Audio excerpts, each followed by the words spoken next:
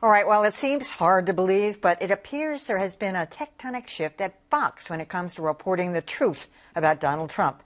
This week, the Fox News Channel and even Rupert Murdoch's New York Post are finally saying the jig is up. Shame on Fox! Shame on Fox! Those are protesters outside the Arizona Capitol where vote counting was still in progress. At issue, Fox News called Arizona for Joe Biden late Tuesday night. Now, there's a check mark. Did our decision desk make it? Arizona, 11 electoral votes. Yes. Fox News decision desk chief Arnon Mishkin faced enormous pushback, but stuck to his guns. We made the correct call, and that's why we made the correct call when we made it. I'm sorry. No, you don't have to be sorry. You just want to be... Well, you want to make sure you're sure. The president is not happy. No, the president was not happy, with Trump's campaign manager insisting they were wrong. So as this narrows, there is going to be great pressure on you guys, to be honest with you, Fox News, to rescind your call. For years, Trump has cultivated a symbiotic love affair with Fox. From Fox and Friends... Courageous. Right, like you.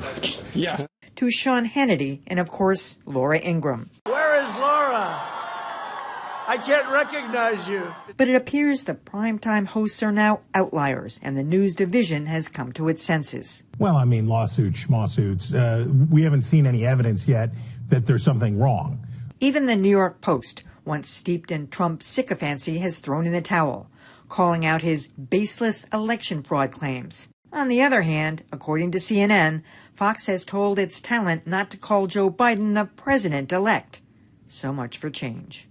Yeah, well, I'm not sure what that's about, whether they're holding off for lawsuits, but I mean, if the election is finalized, he is the president-elect. So I think I've seen nuanced changes at Fox. I mean, Chris Wallace has always been something of an outlier and, you know, more straight down the line, as was Shep Smith. But now you saw the political editor this week saying, you know, all this stuff about lawsuits appears to be nonsense because it's without foundation, and him taking it directly to the Supreme Court. So they seem to have come around, and of course Rupert Murdoch's New York Post as well. It's really interesting to me because this, to me, is a great example of the difference between the late night talk show host news personalities and the actual journalists who are fact-checking, who are verifying, who are getting information from multiple sources, who are being trained journalists. The call they made, I know a lot of people have been very conservative about the calls that they make on election night, going back to 2000 with Bush v. Gore, but in this case, they stuck to their call, they stuck to their guns, and I thought it was really remarkable that you heard on air the journalist saying, well, the president's going to be upset, you're going to get pushback on this. That seemed really extraordinary to me. I thought that was an interesting moment. But all of the people that he's cultivated a relationship with at Fox are not the journalists, and that became really, really clear this week. Yeah, to Lylah's point, while I'm fascinated by this bit of unexpected friction, and it's, you know, how can you not be intrigued when Fox is the first one to call Arizona for Joe Biden? We shouldn't make too much of this until we see what, if any, restrictions are placed on Sean Hannity and Tucker Carlson and Laura Ingraham and Jeannie, is it Jeannie or Jean? I don't know, Napolitano, the judge, unless Fox tells them to rein in the really far out there stuff in the coming days and the coming weeks, then as interesting as this is, I'm not sure it amounts to much, because that's what people watch.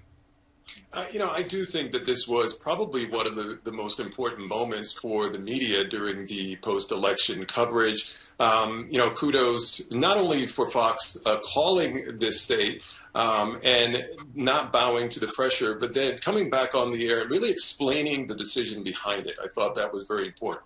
But like, you know, everyone else, you really want to see where they're going from here. There does appear to be those voices that have been sort of, you know, not loudly, but have been calling out the president or calling out facts.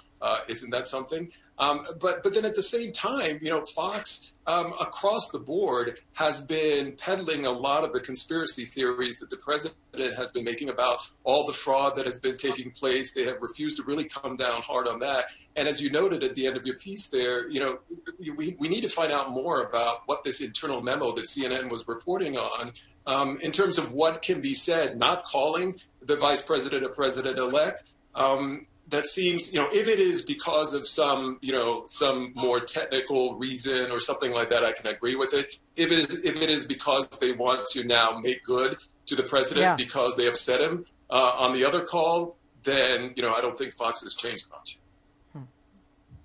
Yeah, I've got a news flash for the naive snowflakes of the Trump campaign. The news media, even the ones that suck up to you, are not your friends. Remember the old Eagles song, Dirty Laundry, about the news media? Kick them when they're up, kick them when they're down. In this case, it's kiss them when they're up, kick them when they're down, when you're talking about Fox. But that's the way it works. I distinctly remember Rush Limbaugh, after Bill Clinton was elected, on air openly talking about how, this is going to be better for me and guys like me to have a liberal Democrat in than to have boring old man Bush.